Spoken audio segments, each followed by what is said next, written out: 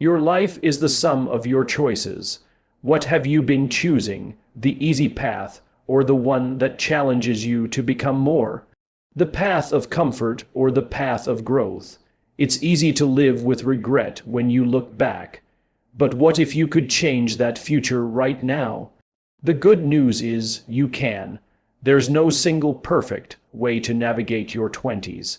You can either live them up, prioritizing experiences and fun, which might leave you feeling underskilled by 30, or you can work them up, focusing on career and personal growth, potentially feeling underlived at 30. The crucial part is figuring out which path you'd rather take, accepting the trade-offs, and understanding that you don't get do-overs. Interestingly, I've met more people who regret a live it up 20s than a work it up 20s. That's often because in your 20s, you're still figuring out what you truly want. But knowing what you need to do to progress in your career and life is usually pretty straightforward. Think about this.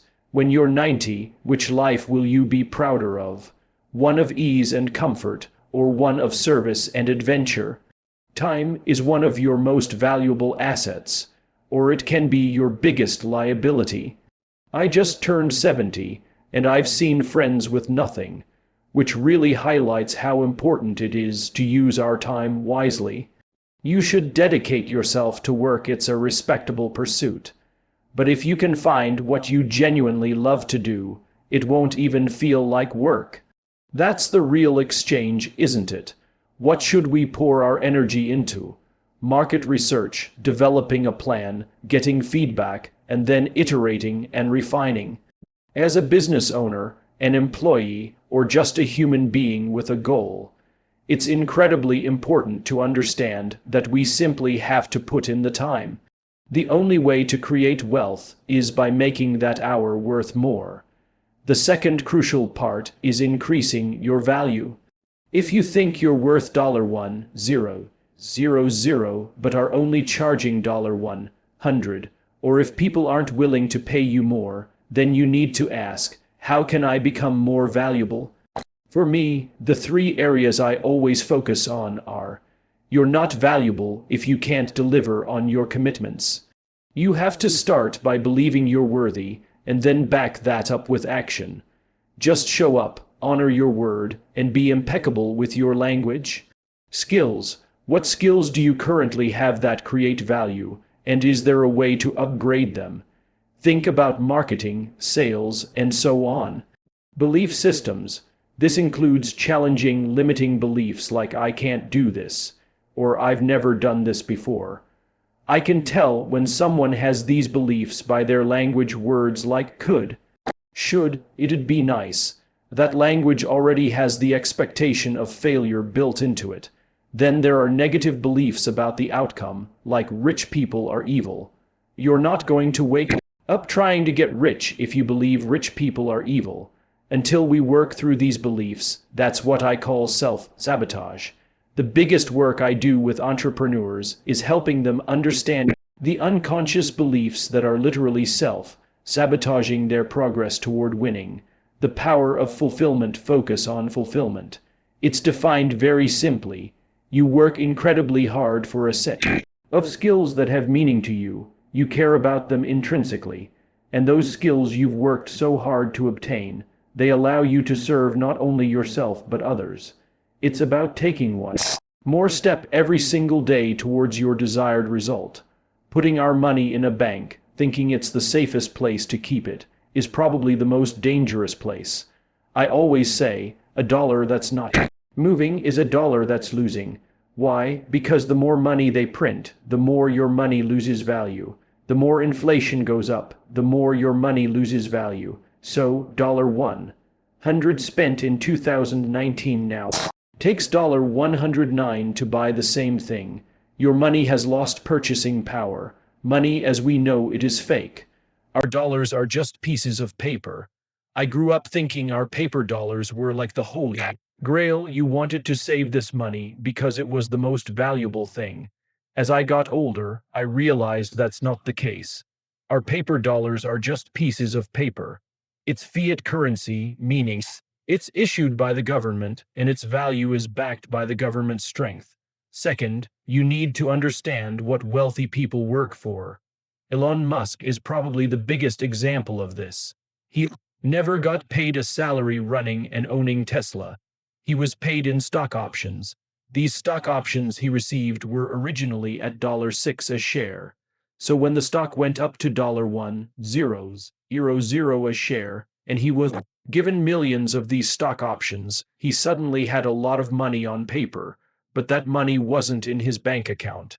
So, what does he do? Instead of selling it and generating an income, he goes to the bank and says, "Hey, I have these stock options worth billions of dollars.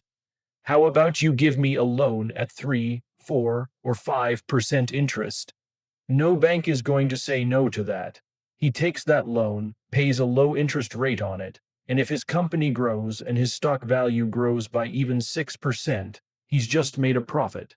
He didn't have to take any money out, never took an income, doesn't pay any taxes, and is now able to spend his money freely, buy whatever he wants, live richly, and not pay a penny in tax.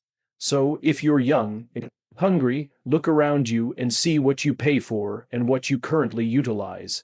Then, try to get a percentage of that business, if not buying the whole thing. Let's say you're 25, working a job with $7,000 in the bank. You're thinking, how do I get out of this job? You're in content creation, perfect. If you do content for a living, what I'd say is, don't buy a laundromat. I talk about laundromats because it was my first business and it's very easy to understand. I always say, if you can't understand a quarter machine and clothes getting clean, then don't buy any business. Just forget you heard me talk about anything. But if I were to do it pro way, I'd tell you to use your unfair advantage. If you're in the content business, don't buy a boring business in the traditional sense. Look around you, I call it my personal P&L review. I basically look at what you already spend money on. If you're in content, you probably spend money on ad purchasing, video production, maybe even renting a set space. You have all these expenses around you. What if you could turn one or two of those expenses into an asset instead of a liability? Something that makes you money, not costs you money. For example, back when I was doing more video production in my last company, I did a deal where I bought a podcast and video production company. I did that deal for basically $0 down. I think I put $10 zeros, euro down, and it ended up doing about $300 $400 zero a year. That's what I would do if I were you. You have to have a belief system that is both true and optimistic.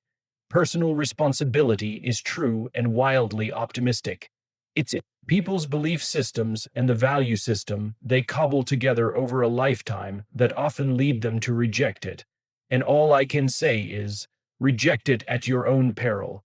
Personal responsibility is about remembering that you can do something and change. You can get so good at something that no matter how much people hate you, no matter how much they're trying to train and defeat you, they can't. And that is the most exciting thing in the world to me. Why is it that some people who work extremely hard don't make much money? They're working hard on the work. They're not working hard on themselves. Dan's is a true rags star, Rich's story. He transformed his life into what many dream of. He made his first million at 27, became a multimillionaire at 28, and it wasn't until he was 36 that he even allowed himself to buy a McLaren. As a sought after business coach, angel investor, and serial entrepreneur, Dan uses his massive social media platform to teach people the rules he wishes he knew before getting into the entrepreneurial industry. It doesn't matter how much money you have $100 or $100 million, if money is the primary factor in your decisions, you're a prisoner. He shares his wisdom so others can learn from his mistakes and become stronger, better entrepreneurs. The question is, how did he do it? Bank account and calendar don't lie. In this video, we'll break down Dan's 5 game changing rules that could shift how you think about money, time, and success forever. Dan's core principles for wealth and freedom, the three things I'd say that people who have created wealth, and when I think wealth, I think of time and freedom, understand are. Rule one, first off, they understand the value of their time. And when we think about the value of their time, it's not just how much you get paid per hour, it's what you think you're worth. I learned a long time ago that nobody gets paid a penny more than they think they're worth. If you think you're worth $1,000, but you're only getting paid $100, you're going to start thinking about your time differently. You'll say no to things that don't even remotely look like $200 or $300 our opportunity. Most people spend time to save money. I encourage them to spend money to save time. Dan believes time is your most valuable currency. Think about it. How often do you get caught up in tasks someone else could do? Outsourcing, delegating, or even automating frees you up to do what actually needs your attention. The only ways we can create wealth are by making that hour worth more. Rule 2, the second part, is increasing your value. If you think you're worth $1,000, but you're only charging $100, or people aren't willing to pay you more than that, then you can ask, well, how can I become more valuable? For me, the three areas I always look at are character traits. You're not valuable if you can't deliver on the commitments you've made. So, I think you have to start with the belief that you're worthy, but then you have to back it up by action, just being someone who shows up and honors their word. Be impeccable with your language, skills. What skill do you currently have that's creating value, and is there a way to upgrade that skill? Think marketing, sales, etc. Belief systems. Think about limiting beliefs like I can't do this, I've never done this before. I know a person has those beliefs. If I hear certain language, you know what I'm talking about. Language like could, should, it'd be nice. That language has the expectation of failure built into it. Then, on other side of the coin, for the outcome, is the negative belief. What are negative beliefs that keep people broke? Rich people are evil. There's no chance you're going to wake up trying to be rich. If you believe rich people are evil for the goal, if you think the outcome is negative. So, until we work through those beliefs, I've seen that's what I call self-sabotage. The biggest work I do with entrepreneurs is understanding what unconscious beliefs they have that are literally self-sabotaging their progress to winning. Your time is your most valuable asset. If you don't put a price on it, someone else will, and it'll never reflect its true value. As Dan explains, to grow wealth and live on your terms, you must understand what your skills, knowledge, and experience are truly worth. Then, set boundaries and charge accordingly. Your skills are your ultimate leverage. Sharpen them, and you'll see exponential returns. If you find that people aren't paying you what you think you're worth, you need to find ways to either improve and grow or remove yourself from the environment that hinders you. Remember, undervaluing yourself isn't humility, it's self-sabotage. Rule 3, think about it. Money is an amplifier, that's it. It's not good or bad. It's like a fork. A fork can be used to hurt someone, or it can be used to nourish someone. It's a tool, that's it. Some people buy a Rolex because they're trying to fill a hole that says, I'm not enough. Maybe this will make me feel worthy of affection. Other people get it because they understand the history from an engineering point of view, or maybe their grandfather had one, and they want to wear it as a reminder. The cool part is that it's not necessarily the thing, it's the story behind the thing. The goal isn't to prove you're the best, it's to show others they can be their best. When you lead with humility and share your wins as lessons, not trophies, you empower others. Showing off might grab attention, but inspiring others creates a legacy. Dan isn't the only popular entrepreneur with this belief. Other creators such as Gary Vee, Alex Hormozy, and Lewis Howes all believe that the reason to get rich isn't to flaunt your fancy cars, homes, or dream vacations. It's to help inspire others to reach their full potential and stop living small in fear of being noticed. Remember, it's not about being admired, it's about being a catalyst for change. When people literally say things like, well, I don't want more because if I'm wealthy or rich, my sister might be upset with me. Or last time I got a raise and told her, all of a sudden she didn't talk to me for 3 weeks because she thought I was better than her. That's interesting, let's talk about that. I always go to three questions when this stuff comes up. Is it true? Is it really true? Is there a scenario where that's not true? For most people, if I ask, is it really true? They'll say, well, no, it's not really true. So let's start there. What would need to be true for that not to be true? For example, I don't want to pay taxes, a perfect. So what if you had a tax expert who specialized in making sure you didn't pay a penny more to the government than you had to? Would that solve the problem? It's not about overcoming the belief. It's about resolving the belief because, again, people don't want to grow if they have a negative belief about achievement. Once we resolve that, then we can move forward. How old is that belief? The truth about making vs.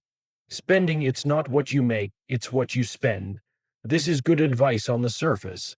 You could make $1 million a year, but if you spend 1,000,001, you're no better off than someone who didn't make any money. The challenge is, if you understand business, it requires an investment. And what happens if you make good investments? You get a return on that investment. If you get really good in business, the more investments you make, the better. When I ask someone, how much do you pay for a customer? And they say $10.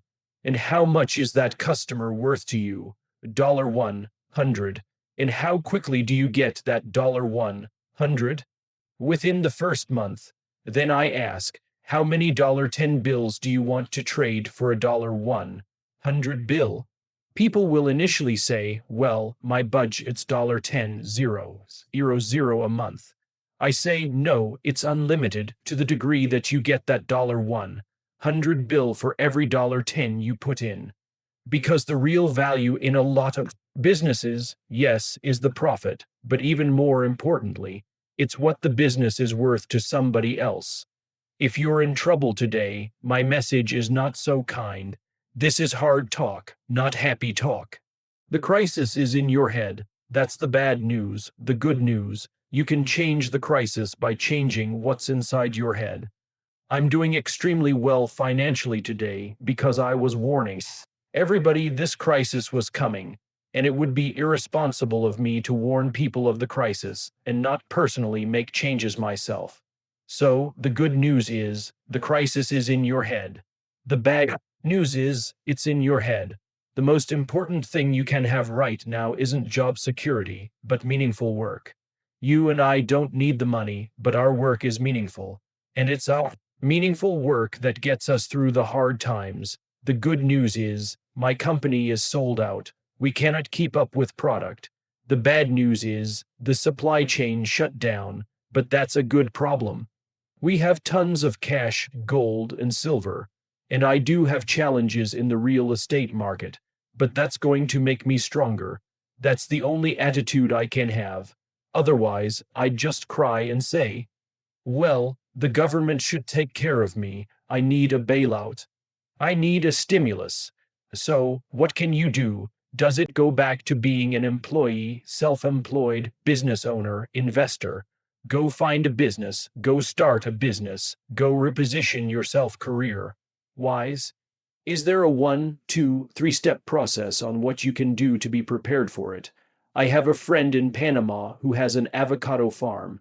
He's sitting there growing avocados saying, because people have to eat. Another friend of mine is growing blueberries, but another friend of mine from Seattle had a big house. His kids all moved out, so he converted the kids' bedrooms into one-bedroom apartments. He put a kitchen and a toilet inside his little bedrooms, and now he rents out 4 bedrooms. He's making more money today than ever before because a lot of workers commute to Seattle. They come in, check in on Sunday night, and check out Friday afternoon. Instead of a little house, he's making more money. The point is, everybody can do something, but you have to figure out what you can do.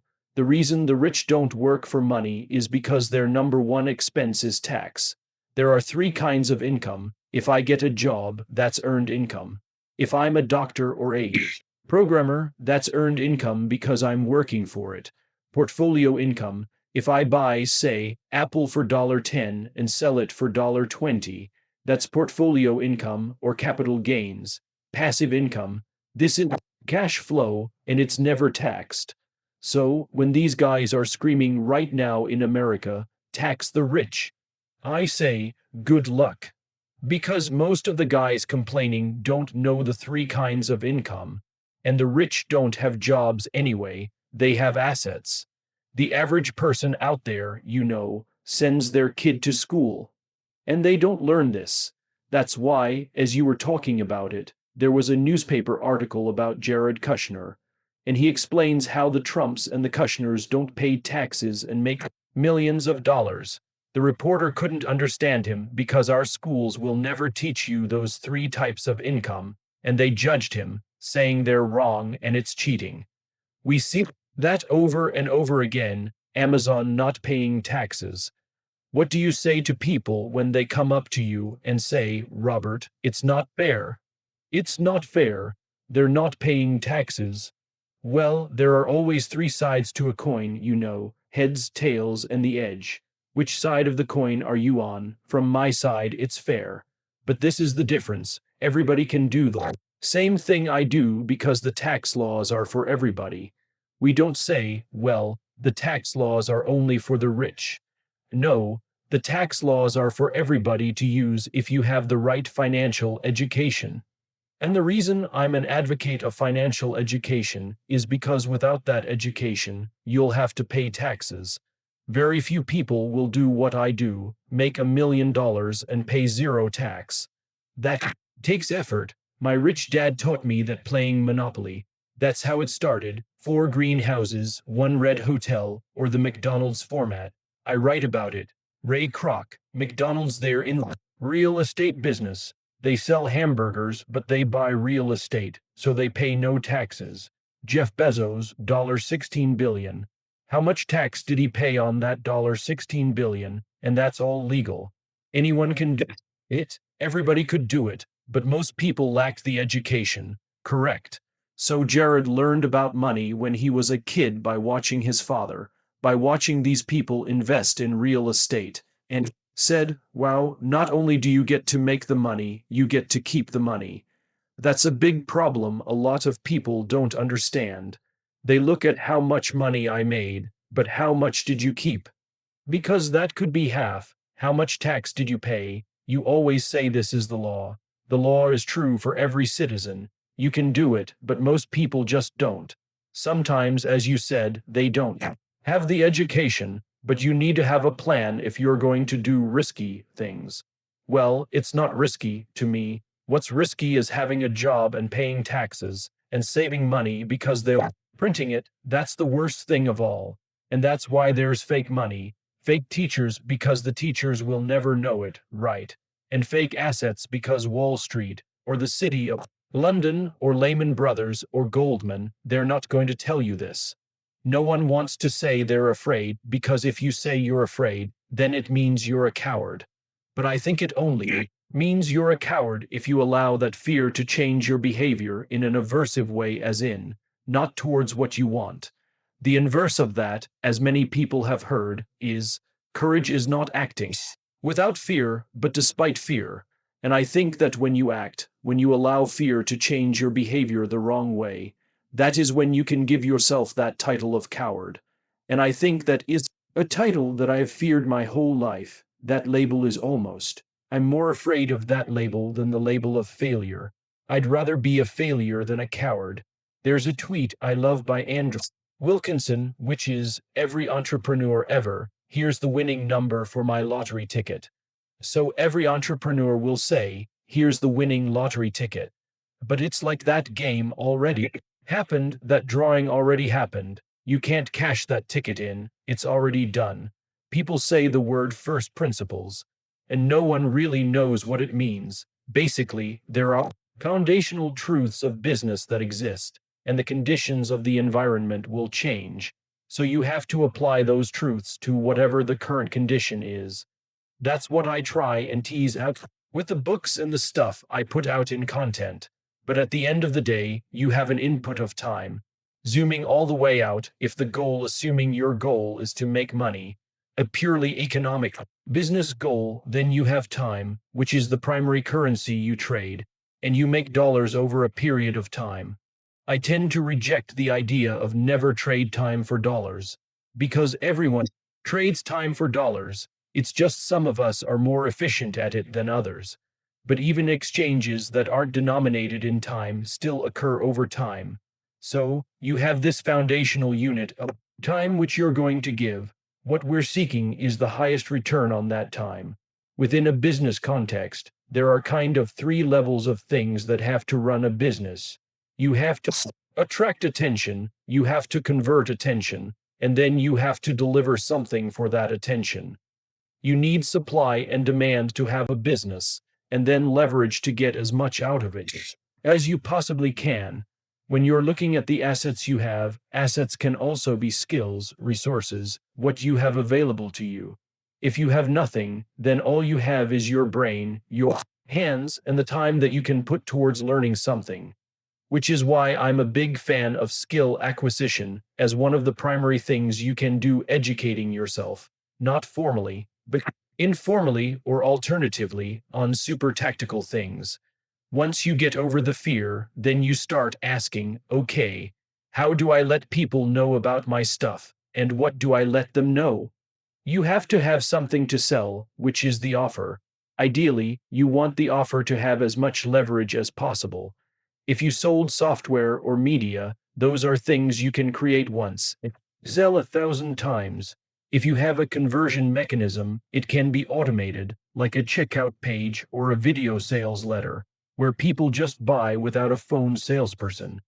If you add a phone salesperson, there's less leverage, not to say it's wrong, but you want the highest leverage opportunity.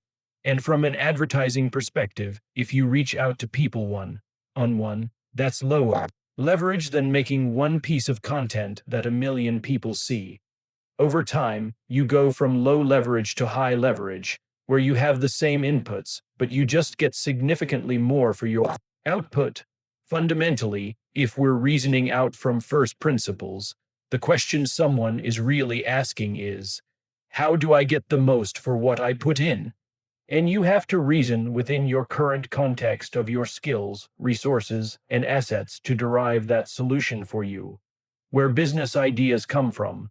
The 3Ps business ideas typically come from one of 3Ps, a pain you're currently experiencing. It's like you had an eating allergy and couldn't find pancakes that dealt with your specific allergy. You can bet there's a decent amount of other people with that allergy who also like pancakes. So then you make delicious, amazing pancakes that cater to people with that food allergy. All of a sudden, you have a business based on pain. Why does that matter? Deep knowledge of the prospect is paramount for creating exceptional products. You can either do that by doing tons of research or by being the prospect, past profession, thing you just quit, or some of the jobs you just quit. This is one of the most proven ways of making money because the economy has already shown you that people are willing to exchange money for that specific job. In the world of gig economies and solopreneurs, every business can be dismantled into just jobs being done, and all of those jobs can be fractionalized. Look at any business. You've got sales, marketing, customer success, customer support. If you want to differentiate, you've got product, design, web pages. There are so many different components to a business. You just need to learn one of them, and then, boom, you have a skill you can trade for money, and you don't have anybody else to report to. Passion, something you're inherently interested in that you would spend your time doing anyway, or some skill you learned while you were in the workforce. I met the guy who invested in Regal Cinemas, probably the biggest chain in the US. This was when it was just one theater, and it became obvious that COVID had disrupted that business, but for 20 years they crushed it. He said it was so weird to say that cinemas were going to make a comeback because they'd been on a downturn during the time he was making the investment. He said the reason he decided to invest was because this guy knew everything about the business, down to the cost of a kernel of popcorn. He just knew it like the back of his hand. The investor was like, this guy can't fail. He just knows too much about this business for it not to work. And he made a gazillion dollars. That deep understanding is key.